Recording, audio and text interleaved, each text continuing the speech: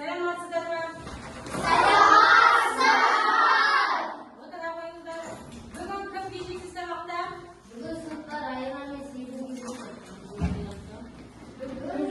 Бүгін барлық келді. Жақсы. Көңіл күйіңіз қалай? Жақсы! Бүгін бізде информатика сабағында қандай тарауды қорытындылағалы жатырмыз? Робосума!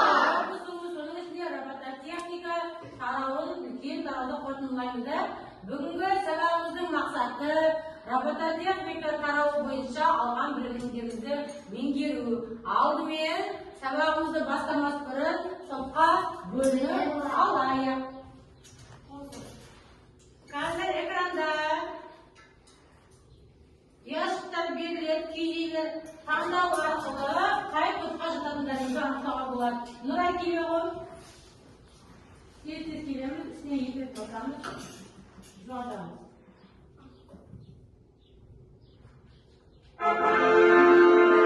Келесі екені.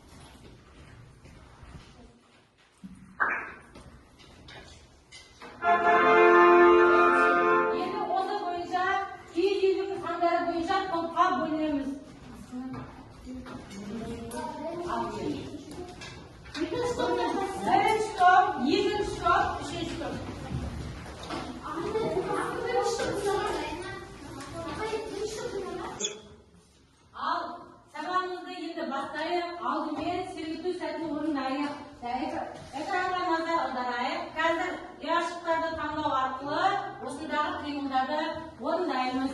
Екені шығағы бір ұяшықты қандай ғой? Сол қимылды қайталаймыз. Өте жақсы, қошап жасаймыз. Жұма бастау ешкілік. Бір ұяшықтанда. Өте жақсы, рахмет.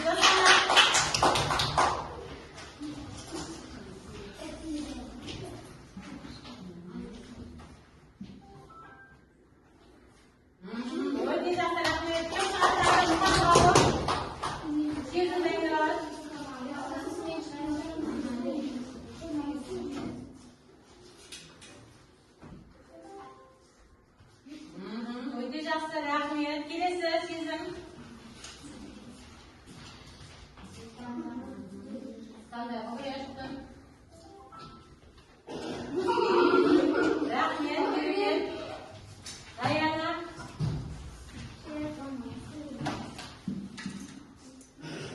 Басауы.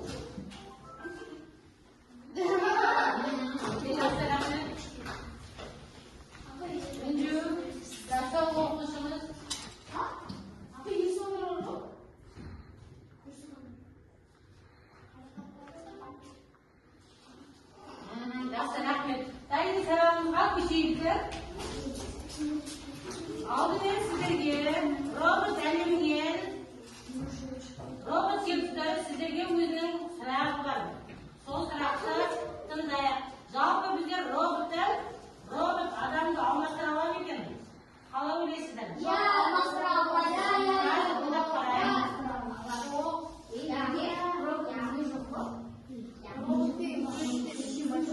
Тыңдаймыз. Робот адамның толық өзін асыра алмайды, бірақ кейбір функцияларын іске асыра алады. Бұл мынаған байланысты. Қазіргі жағдайда роботтар қайталанатын дәл жұмыстарды жасайды. Мысалы, жинау, қауіпті жағдайларда жұмыс істеу, апаттық аймақта ақпаратты теңестіруге, деректерді талдау, күрделі есептеулер жасайды. Бірақ роботтарда әлі жетіспейтін нәрселер, шығармашылық, түпнұсқа идеялар, эмоциялық интеллект, сыпайылық, эмпатия, логикадағы жеке тұлға, күрделі этикалық шешімдер, әділеттілік, баланс, идеоматикалық тіл, мәдени, адамның қарым-қатынасының астары. Қолында роботтар адамның көмекшісі ретінде әрекет етеді. Олардың кейбір жұмыстарын жеңілдетеді. Болашақта бұл тиімділік өзгеруі мүмкін, бірақ адамның өмірі трансформацияланады және жойылмайды.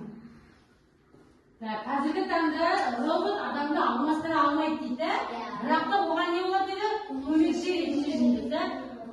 Болашақта егер робот дамыса, не істеуі мүмкін? Алмастыру әбден мүмкін да?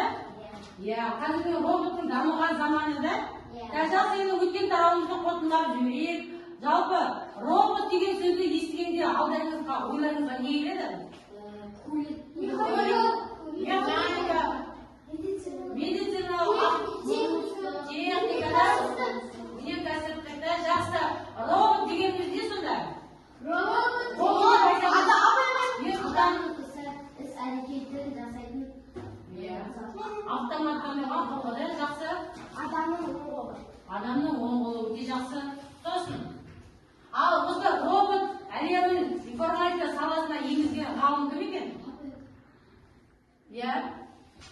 Карен Чапек. Карен Чапек та, жақсы рахмет. Карен Чапек дейміз, информатикада робот әлемнің енгізген ғалым екен да? Жақсы, енді роботтың қандай түрлері бар? Ертегі? Медициналық, білім беру, өнеркәсіптік, механикалық, тұрмыстық. Жақсы, енді тұрмыстық роботтарға нелер жатады? Қандай тұрмыстық роботтар мен? Үй жағдайында болады. Мамаларды қолданады. Кір жуғыш машина, автоматтық монитор, пылесос, қамсорғыш, холодильник, ыдыс жуатын машина, шаш алатын автоматтандырған машина болса, бүйтіп кнопкасын басады да істейді, шашты ала береді, ол да автоматтандырған. Вентиляция болады. Су, светі бәрі автоматтандырған. Енді өнеркәсіптік роботтар қандай ол? Экранға назар аударайық. Қазір ұяшықтарды таңдау арқылы осындағы қимылдарды орындаймыз. Екені шығағы бір ұяшықты таңдауы. Сол қимылды қайталаймыз. Өте жақсы, қошап жақтаймыз.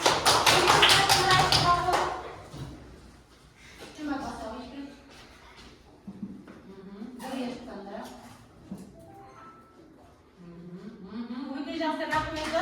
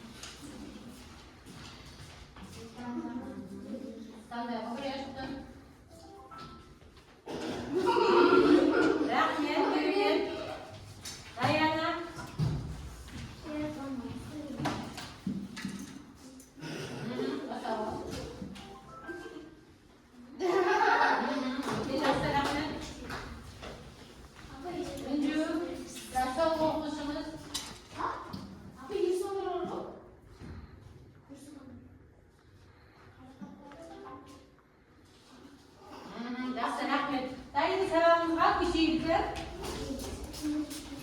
Алдымен сіздерге робот әлемінен робот секторы сіздерге өзінің сұрағы бар. Сол сұрақты тыңдайық. Жалпы біздер робот адамды алмастыра ала ма екен? Қалай ойлайсыздар? алмастыра алмайды. Қазір ойлап қарайық.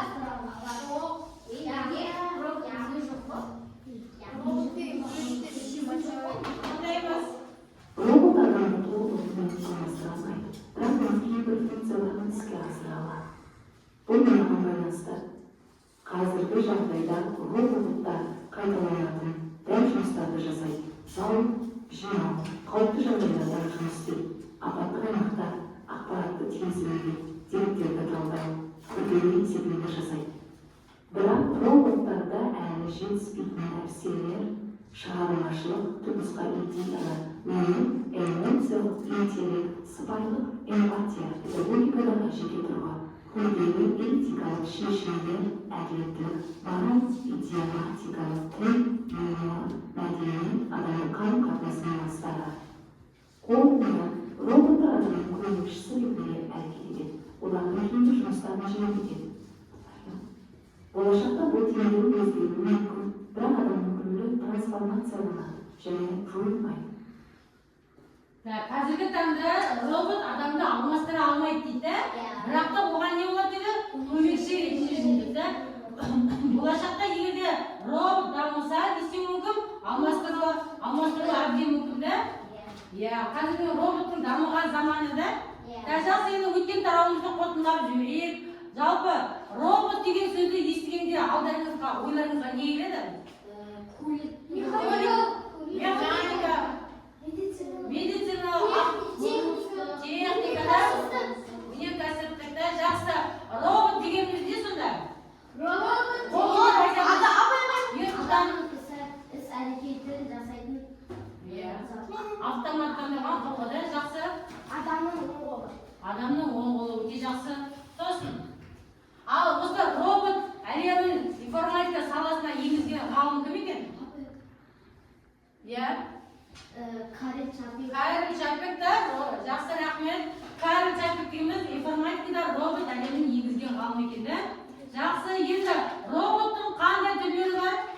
Ертегі? Медициналық, білім беру, өнеркәсіптік, механикалық, тұрмыстық. Жақсы. Енді тұрмыстық роботтарға нелер жатады? Қандай тұрмыстық роботтар мен? Үй жағдайында қолданады. Мамаларды қолданады. Кір жуғыш машина, автоматтық роботтар, пылесос, трактор, холодильник, ыдыс жуатын машина, шаш алатын автоматтандырған машина болса, бүйтіп кнопкасын басасында не істейді? Шашты ала береді, ол да автоматтандырған. Вентиляция. Су, светі бәрі автоматтандырған. Енді өнеркәсіптік роботтар қандай ол?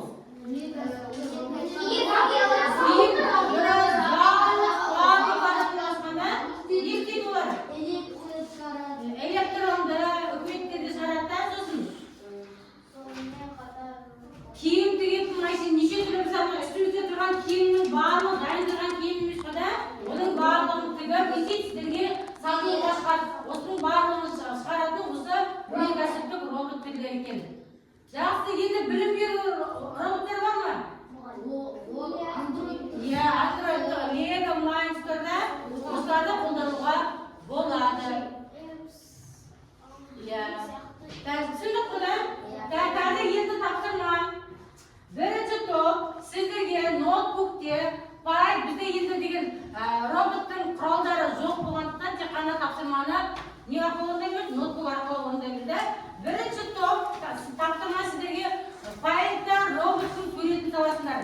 Екінші топ сіздерге тапсырма блокнот бағдарламасында робот адамды алмастыра ала ма? Өз ойларыңды жазыңдар, эссе ретінде. Үшінші топ тапсырма сіздерге роботтың кішкентай құралы бар, соны қолдану арқылы роботтың бір бөлшегін құрастырып шығасыңдар. 10 минут уақыт беріледі. Ал, бастадық. Жаңа ана жалғастырмадың ба?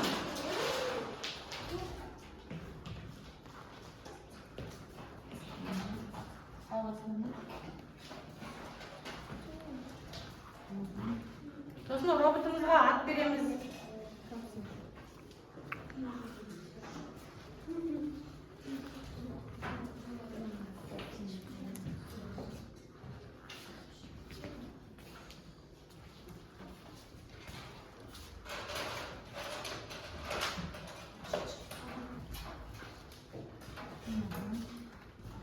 Робот адамды алмастыра ала ма?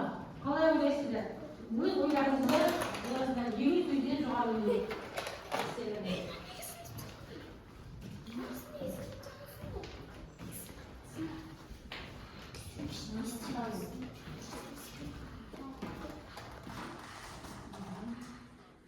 Бір роботтың бір сұлбасын құрасып шығарасың.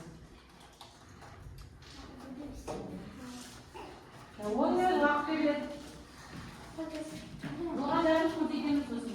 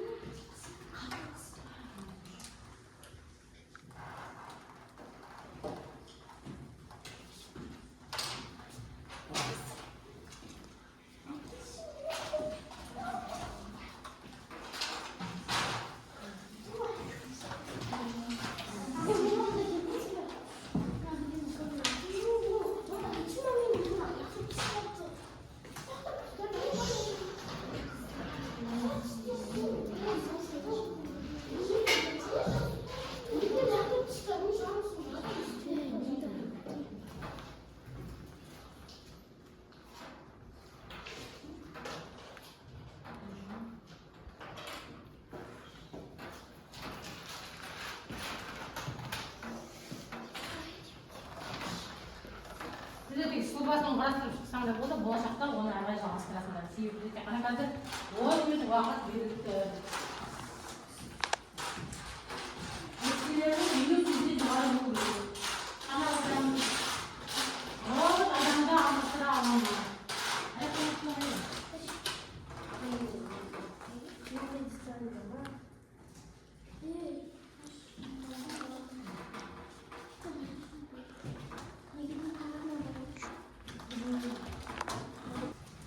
Ал оқушылар, уақыт аяқталды.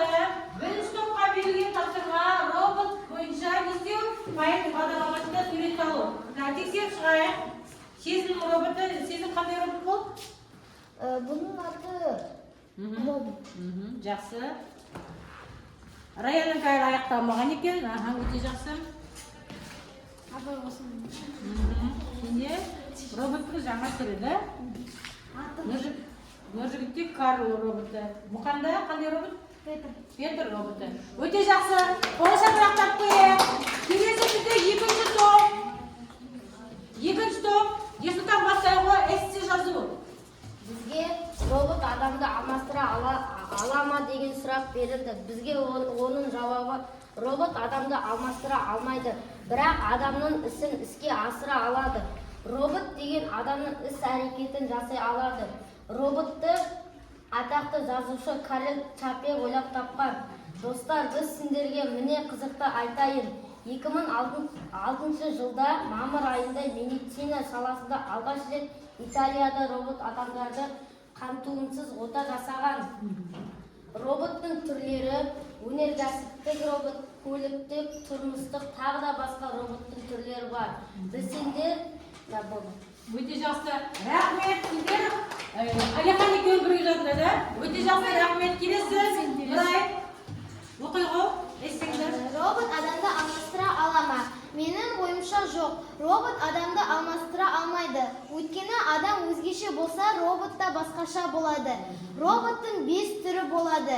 Біріншісі өнеркәсіптік робот, ал екінші көліктік робот, үшінші тұрмыстық робот, төртінші робот медициналық, соңғы робот білім беру деп аталады. Сенің ойынша робот адамның іс-әрекетін толық бағындыра ала ма? Робот адамның іс-әрекетін қайталайтын автомат. Робот сөзін Карл Чапек ойлап тапқан. Өте жақсы, рахмет.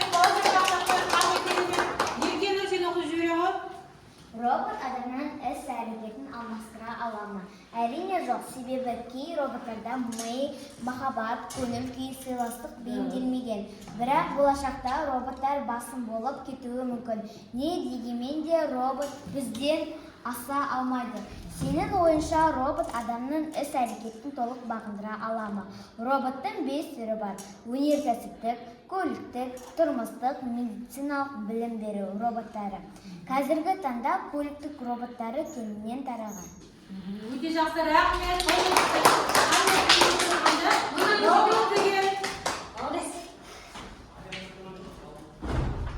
Робот деген түсінікпіз, қазір кетпесін ғой. Үшінші топтың тапсырмасы роботтың сұлбасын құрастыруда. Қандай робот сұлбасын құрастырдыңдар? Бұл робот мәшине, бұл болашақтағы менің ойымша бұл болашақтағы мәшинелердің орнынан тұрады. Және де мынандай моншақ, және де мынандай жүзі көрсетеді. Роботтың салдары арқылы. Өте жақсы, рахмет. Болашақта келіп, біздің тапсырманы аз уақыт берілді. Болашақта сіздер осы робот не істейсіздер? Жүргізудің қамын ойлайсыздар. Өте жақсы, рахмет. Жарайсыздар. Барлық топта жақсы орындадыңыздар. Енді сіздерге тапсырма. Қазір әрбір сыныптан шығып, бір оқушыдан шығып, тапсырма орындайсыз. Бірінші сұрақ беріледі. Соған жауап береміз. Бірінші топтан бір жігіт шығады.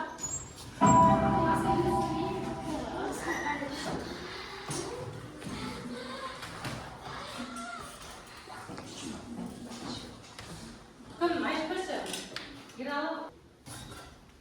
Оқушылар, енді тапсырмаға кезек берейік.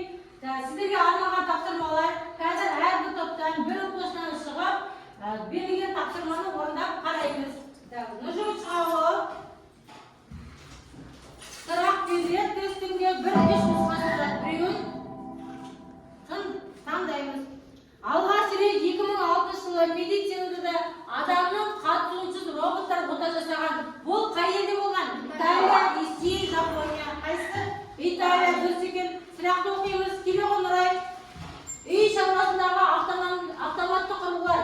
Тұрмыстық робот, білім беру роботы, медицина робот. Қайсы?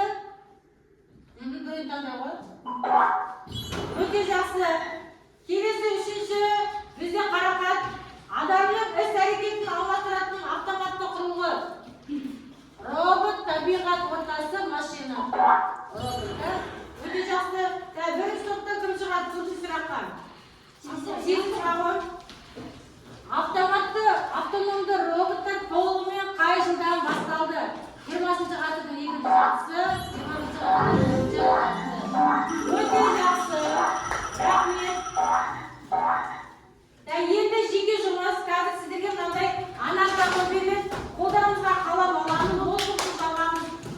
Әрбір сөздің ішінде бүгінгі тақырып бойынша робототехника тарауы бойынша түрлі сөздер жазылған. Соны ішіне өзіміз істейміз, іздеп тауып сызамыз. Түсінікпі?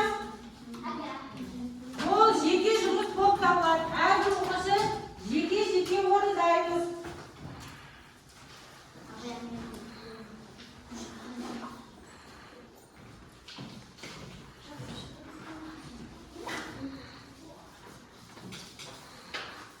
Ал бастадық. Жоғарыдан ат жөнін жазып қоямыз. Тапқан сөздеріңізді сыза беріңіздер. Тапқандарыңыз.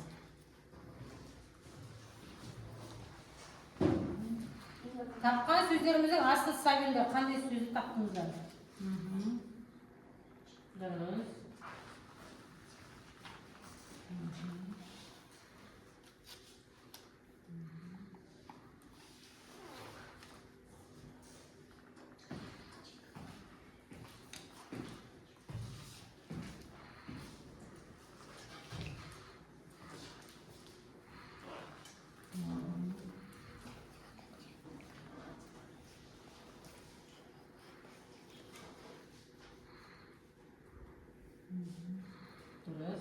Тапқан сөздердің астын сызып отырыңыздар, сонда неше сөз тапқандарыңызды біліп отырасыздар.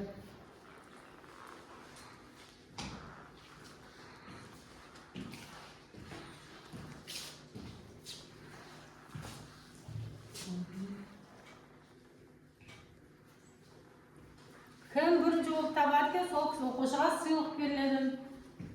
Birinchi bo'lib барлық сөзді тапқан o'qушы. Бұған 5 минут уақыт беріледі қалды.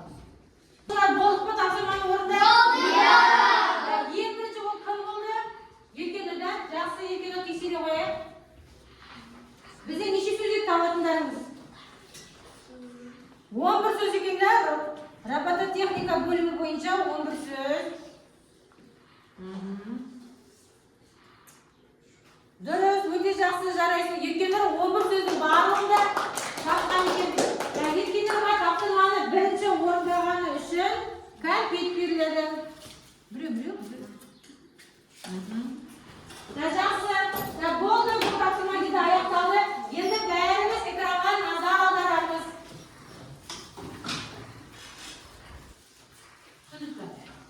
Енді біздер роботтың тарауы бойынша бүгін тапсырма орындайтын боламыз. Бірінші топтан кім шығады? Әлихан шығады, Мұқан шығады. Қай ешіктен дейсің, Мұқан? Көрем басауы.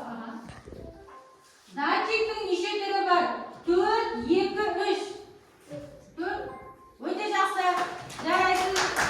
Келесі екінші топтан кім шығады? Әлихан шығады. Бірінші, екінші, үшінші. Сандықшалар бар, қайсыны таңдайсың? Робот деген не? Құрылықтың барлық жерінде өседі, суда кездесетін түрлері де бар. Адамның іс-әрекетін алмастыратын автоматтандырылған құрылғы. Қайсысы дұрыс? Қате, жақсы. Бірінші топтан, екінші топтан кімге шығады? Жақсы. Бірді таңдап қойса, екінші топтан ғой. Роботтар атқаратын қызметіне қарай қандай түрлерге бөлінеді? Үй жағдайында құрылыс, егіншілік, мал шаруашылық, өнеркәсіптік, көліктік тұрмыстық. Уақыт бітіп қалды өзі. Жақсы, келесі. Біз таңдалмаған яшық, Аяна. Таңдалмаған яшық қандай еді? Үшті таңдай ғой. Соңғы яшығымызда. Датчиктің неше түрі бар? Жақсы отырағы. Келесі бізде кім? Раяны шығағы. Тез. Уақыт шектеулі бізде бі? Уақыт асып кетсе, ашылмай қалады. Робот деген не? Адамның іс-әрекетін алмастыратын құрылғы. Бір немесе екі. Программалық блокта қанша жұмыс режимі бар? 3 режим. Өте жақсы. Қарақат.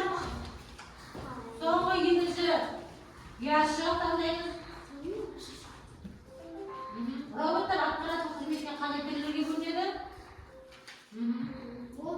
Сенің уақыт кетпеді. Өте жақсы дұрыс. Жарайсыңдар, рахмет. Бұл тапсырманы өте жақсы орындадыңыздар. Ал оқушылар, бүгін біз сабағымызды қорытындылап, соңғы тапсырманы орындап тастайық. Алдарыңызда түрлі тапсырмалар берілген. Сұрақтарды таңдап, ішіне сұраққа жауап бере қойыңыздар. Біріншіден, Әлихан шығағы. Мұқан шығағы. Робот сумаға арналған қанша жарыс алаңы бар? 1, 2, 3, 4, 5, 6. Қайсысы бар жарайсың? 2. Дұрыс, жарайсың. Келесі, Нұрай. Робот сумы жарысына қатысу үшін қандай датчиктер қолданылуы қажет? Екі нұсқасы жауап бар екен.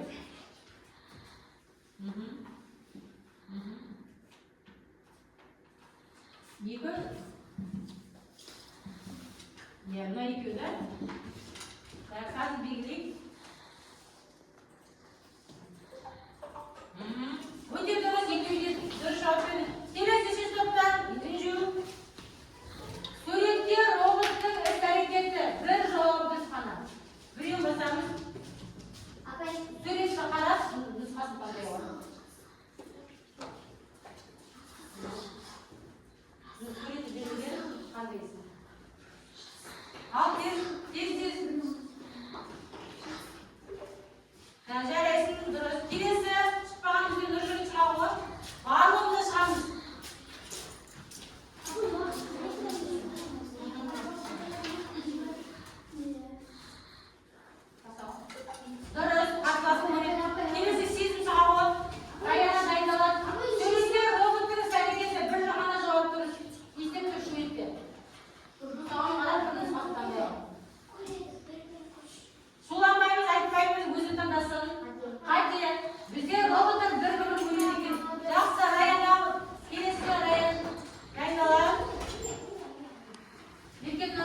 отырамыз.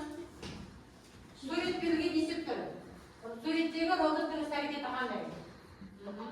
Роботтар қарсалына қарап бұрылады. Өте дұрыс, жарайсың. Еркелер келе ғой. Суреттегі роботтың іс-әрекеті қандай? Қате. Роботтар бір-бірін істеді, ығыстырады. Келесі сұлтан. Сегіз сұрақ. Қарсыласына рингте шығарылады да іс-әрекеті. Келесі Әлихан. Ішкі алаңның диаметрі. Міне ішкі алаңның диаметрі қандай дейді? Неше? 1100, 11 дециметр. 1000 миллиметр екен да? Өте жақсы, рахмет отыраға. Келесі бізде Ласқанат. Сыртқы алаңның ринг диаметрі. Сыртқы алаңның диаметрі қандай дейді? Өте жақсы, рахмет. Дұрыс. Келесі Аяна. Робосын үшін алаңда қанша бастапқы позиция бар? 1, 2, 3, 4, 5, 6. Екі нұсқасы бар да? Жарайсың. Қарақан бізде соңғы оқушымыз. Барлығымызда бір-біріне шықтық па да? Робосын алаңның шекарасы шамамен дециметр, миллиметр, сантиметр, метр. Жақсы, рахмет. Тапсырманы жақсы орындадыңдар. Оқушылар, сонымен бүгін біздер қандай тақырып өтті? Робототехниканы біздер білеміз ғой, да? Автоматтандырған құрылғы болғанмен адамда ешқашан алмастыра алмайды. Тек қана адамның несі? Көмекшісі, да? Бүгінгі сабаққа қатысқандарыңызға рахмет. Бүгінгі сабақта Нұржігіт, Сезім, Қарақат, Інжу, Жасқанат, Еркенұр, Нұрай, Есұлтан 10 балдан алдыңыздар. Өте жақсы. Бүгінгі сабаққа қатысқандарыңыз үшін сіздерге қандай тәттілер беремін. Әлихан бар, иә. Әлиханды жақсы қатысты 10 балалар. Бәріңізге де 10 бал. Бүгінгі сабақ дейінші. Бір кәмпиттен алады.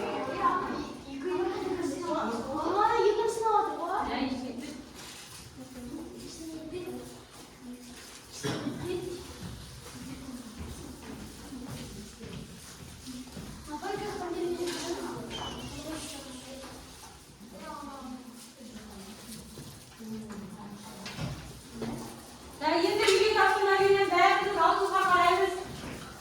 Дәптерімізді ашамыз. Оқулықтың соңғы бетіндегі тест тапсырмасын орындап келеміз. Дәптерімізді ашып жазбағыңыздар. Оқулықтың 103-ші беті тест тапсырмасын орындау деп жазғандар. 103-ші бет тест тапсырмасын орындау. Сабаққа белсене қатысқандарыңызға рахмет.